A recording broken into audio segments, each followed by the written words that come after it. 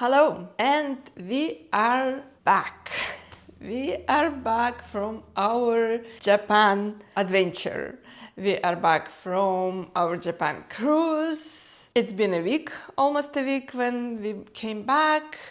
We rested, we got ourselves together, got back to work, and I am here to tell you all about our great adventure in Japan. So welcome or welcome back. We began our journey from Toronto, flying west to Calgary before crossing the Pacific. The first flight was quite comfortable. We had a few hours in Calgary, giving us a few hours rest before our long haul to Tokyo. On the flight to Tokyo, I watched a few movies. I took a NyQuil, just a couple I had with me. You know, a note, very important. Japan doesn't allow this kind of medication and also cold and flu NyQuil. So before you go to Japan, do your research. So I took just the two with me, and my cold medication I bought locally just in case,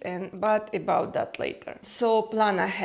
And then I bundled up with extra layers. It was so cold on the plane. So even if it's such a hot summer outside, always have something with you extra. So I had a jacket and a blanket. I had my mask and I had surprisingly restful sleep. And I woke up just a couple hours before our landing in Tokyo. I was refreshed and ready. Immigration was a breeze, especially if you pre-register in Visit Japan website, but be careful, it's a desktop website, not the app. They don't have app for the phone, so be careful, it can be spam. So pre-register, and it will take you no time at all. It saves time and stress. Once through, don't rush to leave the airport, even when you got your suitcases. You need to get a Suica card. So we went hunting. They're not everywhere. So you need to find a machine that sells Suica card at the airport, because in the city it's very hard to find it. So don't rush. Find the machine, buy a Suica card. The Suica card is very convenient.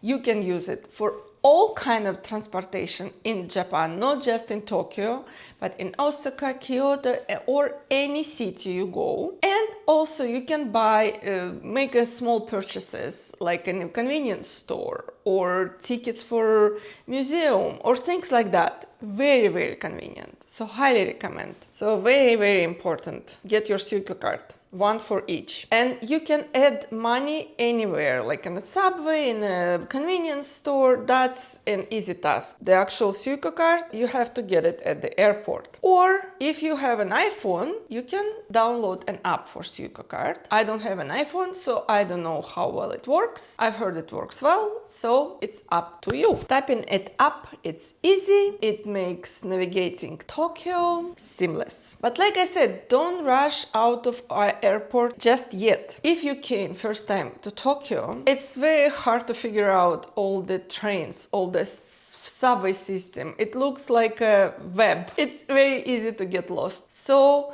ask around for the Limousine Bus. I find it's easiest and most comfortable way to get to the city, especially if you're coming like us to Narita Airport, and it's the furthest airport, and it takes by bus, it takes like an hour and a half or even a little bit more to get to city. So you don't need to drag your suitcases if you go to train through the subway system. So easy. Your suitcases are in a bus, you are in a comfortable air conditioning bus, which in our case was very nice. I'll talk about weather a little bit later. We were dropped off at the Tokyo Central Station. Again, it's like a hub from where you can go anywhere in the city.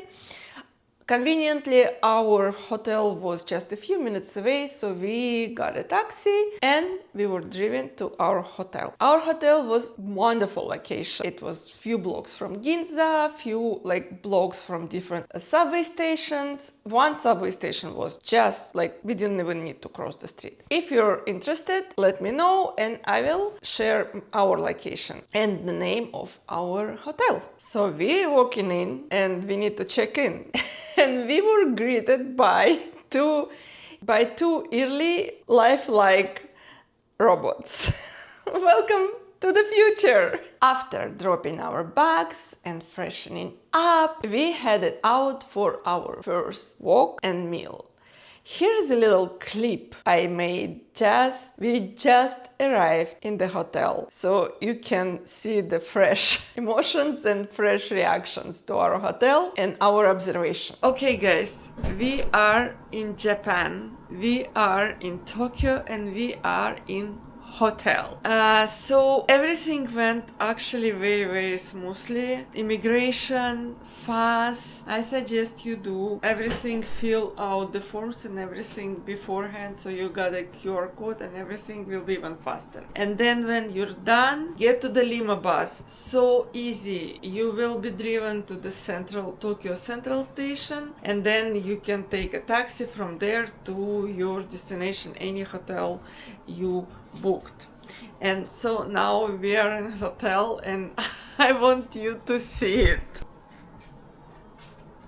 That's the room basically. But you know what, comparing to what we saw, that's a lot of space. So we got two beds, we got a table, a TV, I don't know, what is it,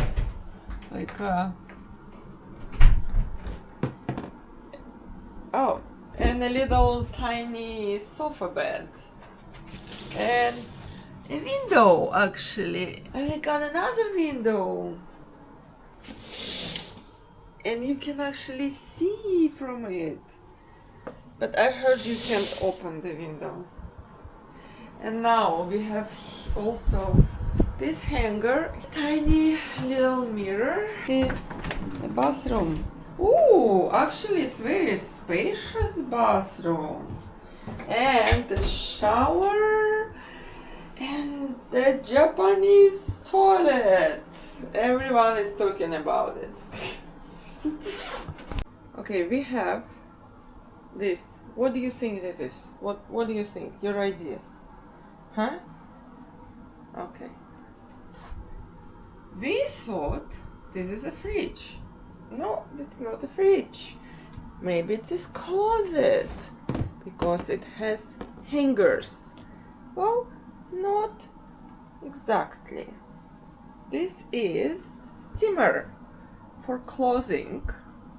So you hang your clothing here and you put the program on and it steams your clothing. And you can press your trousers there.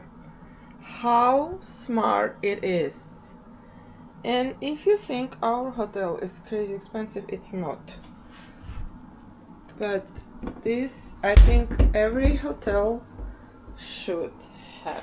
And wow, Tokyo didn't disappoint. You don't need to chase famous restaurants or stay in long lines. Everywhere we ate, it was fresh, reasonably priced, and delicious. Planning our trip took me about a year. First, I started watching a lot of videos. It was so overwhelming. There is so much information. If you go to Japan, you need to do your research. Start early. It's not that simple. The more I learned, the more it made sense, kind of.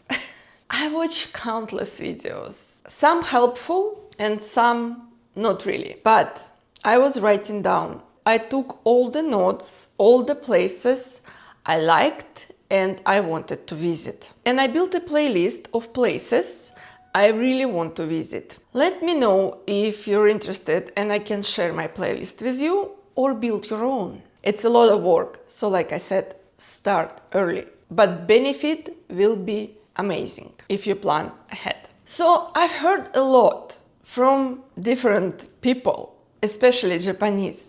They were saying, don't come in August. Just don't. It's so hot. And I was thinking, yeah, I mean, I understand hot. This summer, especially in Toronto, was burning. Sun here burned all the grass. Everything was yellow. It was 32, 34, plus humidity. Very, very hot. So I was thinking, okay, I'm prepared. Like, I'm prepared. I know how hot it could be.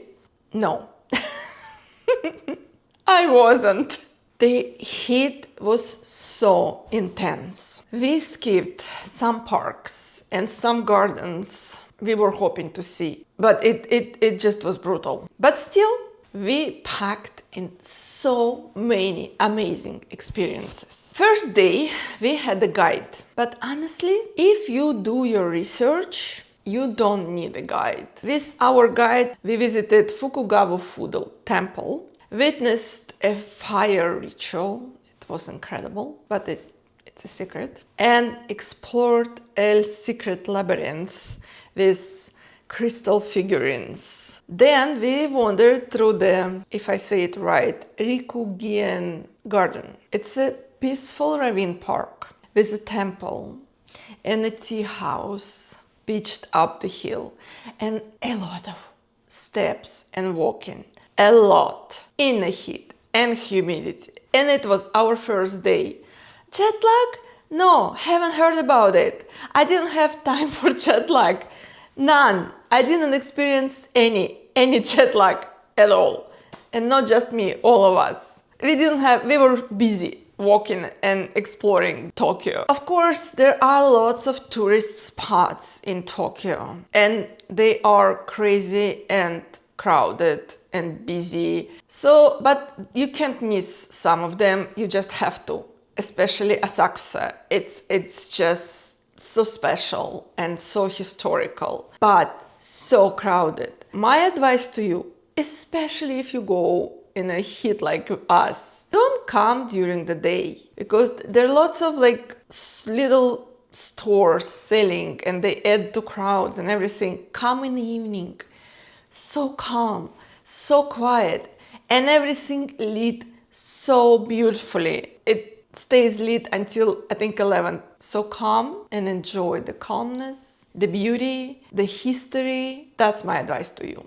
Don't come during the day. If you want to buy some souvenirs, they are selling it everywhere. You don't need to come to Asakusa to buy souvenirs. So it's so calm and beautiful. It feels like a different world. We checked out the famous Tsukiji fish market. Honestly, and we went there just because we were close. We didn't need to take a subway or anything because it was so close and we just walked from our hotel there.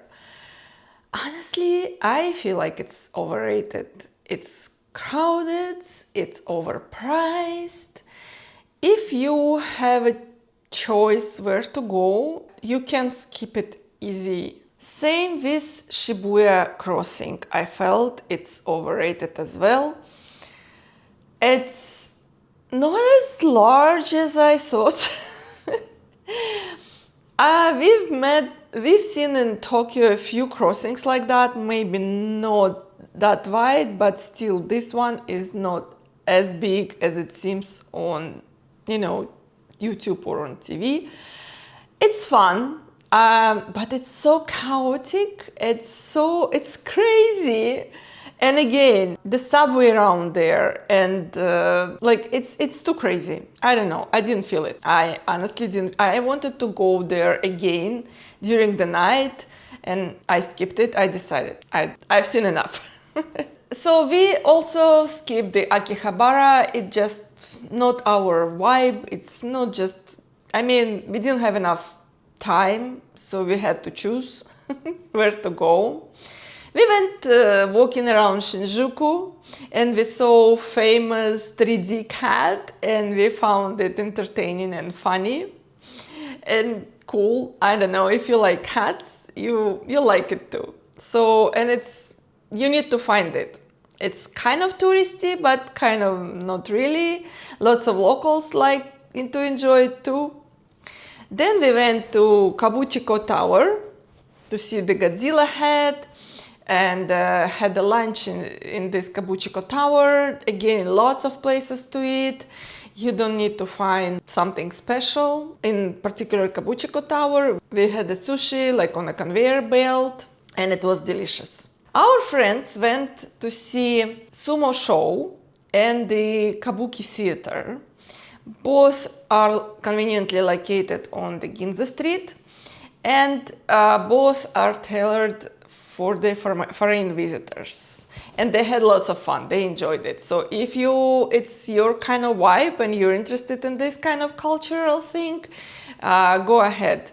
They bought a ticket just there. You don't need to book it. One of the highlights for us was the TeamLab. We booked tickets there like months ahead, and on a Klook. Again, another convenient way to book your tickets. So check this app out. It was the pure magic. I mean, I was excited to go there. I've seen tons of videos, but the experience itself was incredible. It was immersive. It was immersive rooms with soft textures, water, light, flowers. We bought the late ticket, so we could stay there as long as we wanted. One space there felt like zero gravity room. It was like a glass floor, and the flowers were moving around you. Unfortunately, with my vertigo, I couldn't stand out. I just closed my eyes. Otherwise, I felt like I am falling. I was losing my balance. Nevertheless, it was beautiful. In one room, you can draw something or color something, and then your drawing will come to life. It was unforgettable experience. And of course, we couldn't skip the Takeshita Dori. It's so touristy, it's so crazy and crowded, but it has like fun vibes, very friendly, tons of animal cafes, quirky fashion, endless street food. Like I said, good vibes all around. We visited the Ninja Museum. Highly recommend. Tiny small museum, so much fun. We were told about history of samurai and ninja, and we got to throw the ninja stars. So fun. If you love cats, don't miss the Gotokuji temple, another historical place, little bit outside of Tokyo, with famous legend of a cat saving a samurai. Home on the 100 of lucky cat figurines. You can buy one as a souvenir or as a donation. On the way to this temple, we stumbled upon Setagaya shrine. Calm, serene, utterly beautiful, no one around. I felt like we left Tokyo entirely. We relied on Google Maps and Google Translations. They were lifesavers. And of course, we visited convenience stores where, we had to try the onigiri. Delicious. But again, did I say it was hot? It was unbearable sometimes. So in convenience stores, you can find cooling towels, cooling patches, fans, so-called sweat water with electrolytes, heat-beating essentials.